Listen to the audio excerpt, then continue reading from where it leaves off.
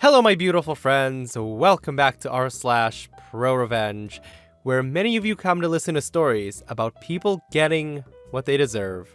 Guys, in today's episode, there's two stories. The first, OP gets sent some borderline psychotic messages from someone on Tinder and goes on the hunt to ruin them.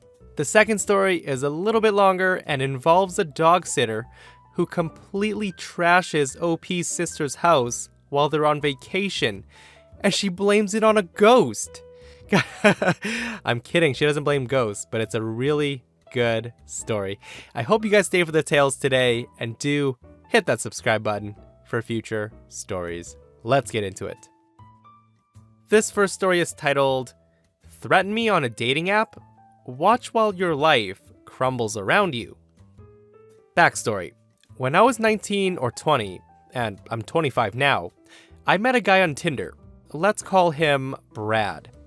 So Brad and I didn't get off to a great start, but I had no idea how bad it was gonna get.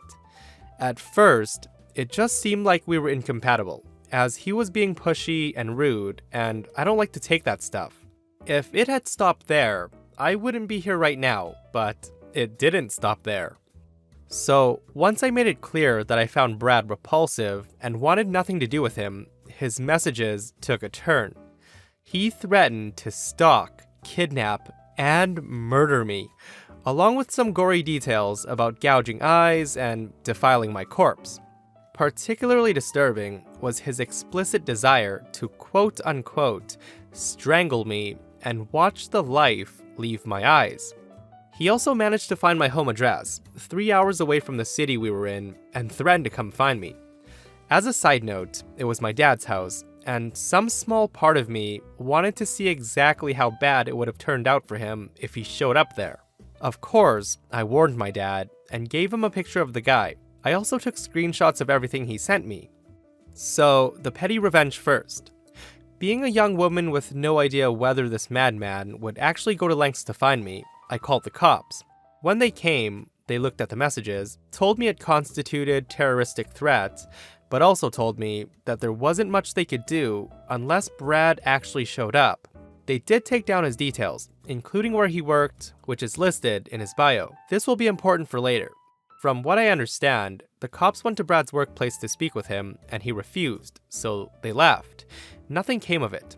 For the second part of the petty, I found his Facebook.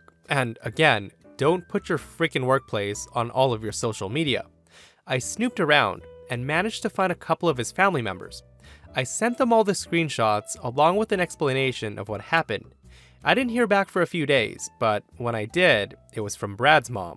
She apologized profusely on behalf of her son and told me they were driving in from Brad's hometown, which is 3 states away, to confront him. I don't know what became of this, but I hope he got a good, Southern-style ass-whooping. Now for the pro. A few years later, when Brad probably thought he was in the clear, something jogged my memory of what he did, and I decided it was time for him to face some actual consequences. I made a Facebook post, including his picture and bio, all of the screenshots, and a message warning people in our area and asking them to share it around so other women would know exactly what they were dealing with. 2 days later, Facebook took it down, but the damage had already been done. 3,000 shares and many messages later, all of that information had made its way to his company's Facebook page. From what I understand, they were absolutely flooded with messages about Brad and his behavior. They responded with a stock message about how they were dealing with it according to their policies. This was disheartening, as I assumed they were just gonna blow it off. By this point, Brad had been working for them for at least 4 years. However, I soon learned that this was not the case. Several women from his company messaged me to thank me for coming forward and exposing the kind of person they were working with. It was through one of these women that I found out what happened to good old Brad. He was called into a meeting with his boss, HR, and the CEO of the company.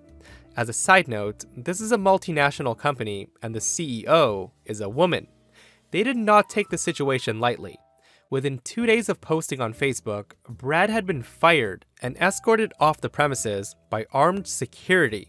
In the end, Brad got what he deserved. and now has a massive blank spot in his resume, as this company was his first job out of college, and he can no longer get a letter of recommendation from them. As far as what became of him, I don't know. I never heard from him again, though I did get a message from his grandma telling me that what I was doing is illegal. Guys, this happens more often than you think on these dating sites. So I've had a few female friends that have experienced almost the same thing that OP went through. How a guy would message them telling them that they're beautiful, etc., and as soon as they get a reply they don't like, all of a sudden it's like a switch is flipped, and then they'll get crazy psychotic messages like, "Oh, you're so fat, you're ugly, nobody wants to date you anyways, I hope you get hit by a bus, blah blah blah." And one guy even threatened to find my friend, saying that he knows where she works, where she lives, and he just went borderline psycho, and nothing ever came of that situation. In this case, Brad just happened to mess with the wrong person that one day. This story is titled, "Don't Tell Mom, the Dog Sitter's Dead." My sister moved up from South Carolina from Florida about a year ago, but she still visits us periodically. We're a big and close family. So shortly after Thanksgiving, she flew down with her husband and son for one such visit. She has 3 geriatric dogs, so she got a house/dog sitter. So my sister went through the basics of how they can only be fed at certain times, how they get let out at certain times, how they need to be in their crates from X hour to Z hour. Most importantly, they don't get treats. They get vitamins in place of treats, but those vitamins have to be given only twice a day, and no people food, very strict diets. They're all happy and healthy only because my sister is so strict with this routine. With that said, let's get into the story. The lady she got to watch her dogs had stellar reviews on a site that she was found through. She's a stay-at-home mom who does this as a side thing for extra cash. I feel like it can end here, and you all can guess where this is going. So my sister left for Florida for a week. The first 5 days, everything's going well. The dog sitter texts my sister regularly, or video calls. She shows my sister pictures and gives her regular updates of when she comes and goes to my sister's house. So my sister has some health problems herself. She's got a ton of prescription medication in her medicine cabinet. She brought enough for the week, but left the rest at home. Stuff for epilepsy, asthma, and allergies. She's also got a ton of painkillers from when she had my nephew not that long ago, but she never used them. It's a full bottle. This is relevant for later. On top of that, she's been a collector of rare beer for about 15 years now. She has beer that's not even sold anymore because they were promotional.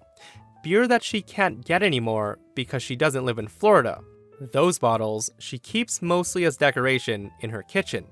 On the 6th day of her vacation, the dog sitter stops all communication altogether. My sister texts, calls, emails, nothing. It's radio silence.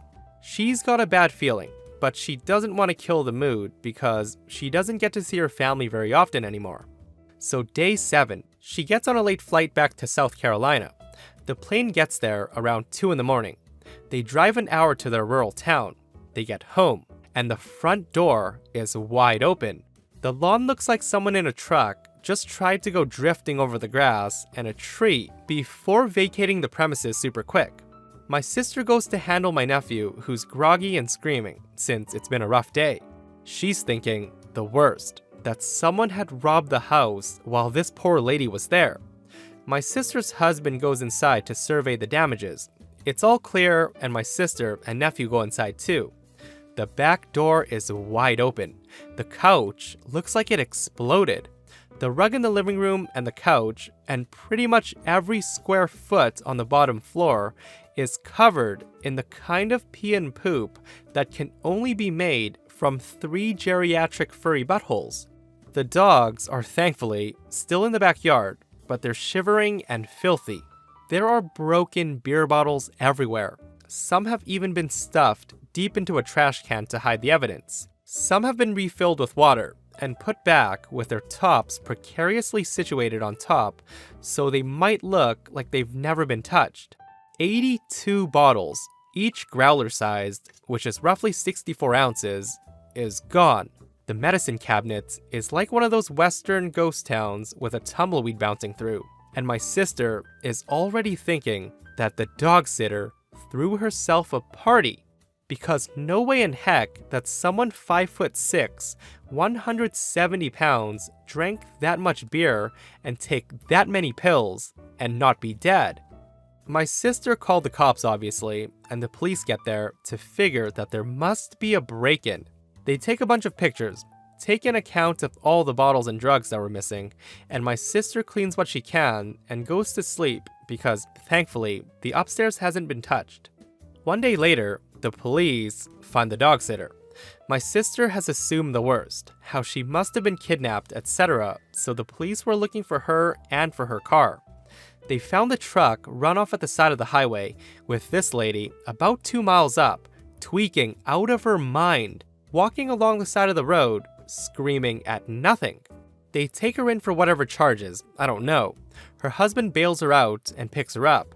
According to her husband, this has happened before. The dog sitter has a drug and alcohol problem. At first, she's messaging my sister, super apologetic, saying that she'll reimburse my sister and please don't press charges.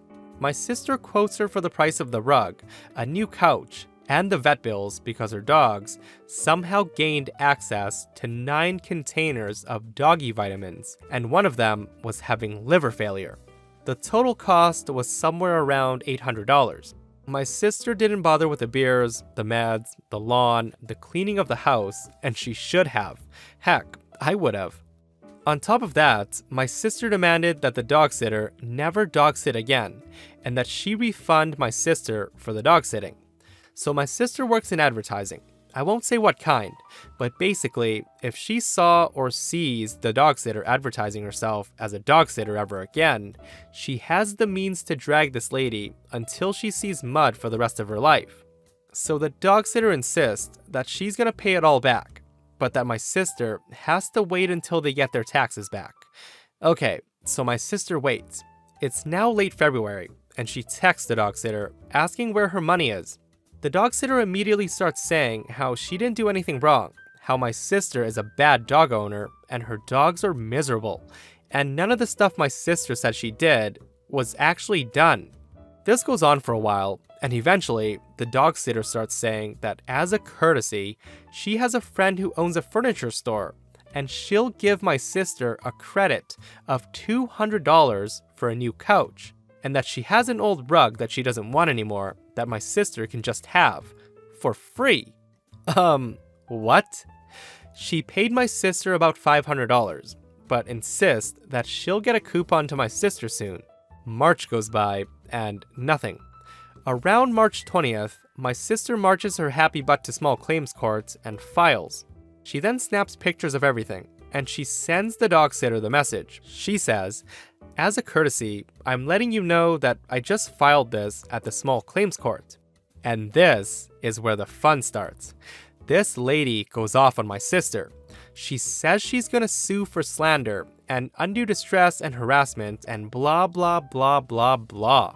My sister saves all of it, including the fun bits where the dog sitter threatens her family and calls her the C word 20 dozen times. So April 6th rolls around, and it's the court date. The lady shows up, looking like she just got run through a garbage disposal. She gives the judge her sob story, talking about how she did nothing but give my sister and her animals the best care, and that my sister is making all of this up. And yeah, my sister has the OG cop with her. She's got pictures of all the damages, the vet bills, the bottles, the proof that she was out of town, the police reports of both the break-in, as well as the dog sitter's DWI the following day. The dog sitter tries to spin it with the one law about how you can't serve alcohol to a known alcoholic, and that obviously gets thrown right out. The dog sitter then tries to appeal to the judge and my sister's sense of humanity. She tells them about how her husband just left her and is suing her for full custody, and that if she can't dog sit, how is she supposed to support herself or ever get her kids back? The judge takes my sister's side for the obvious reason. So basically, the dog sitter is homeless now and living with her parents. She can't see her kids, who, by the way, don't want to see her, and apparently, she was a drunk who ran her hubby's credits all the way down, and she was abusive to her kids. So the dog sitter has 60 days to pay the remaining balance of $300, or she faces jail time. Her husband has filed for divorce already, and oh, she lost her license thanks to that DWI. My sister's dogs are doing well. She got a replacement couch on Amazon for like $75, and a nice fluffy rug for even less. And the dog sitter eventually coughed up that coupon, and it didn't even work. It was for something like 20% off with a purchase of $500 or more. So, no thanks. What a wild ride this story was.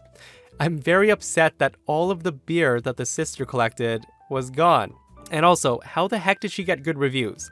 Surely someone out there would have left a review that said, "Horrendous dog sitter. I had 16 Heinekens in the fridge, and over the span of 5 hours, the dog sitter drank all of the beers, and then blamed it on my Great Dane." Guys, and that brings us to another end of r/ProRevenge. If you guys missed the last episode of r/ProRevenge, a couple steals a car from OP's car dealership, and in the end, OP gets sweet revenge that involves the couple losing their kids. I hope you guys got your revenge fix for the day, and I'll see you guys in the next one.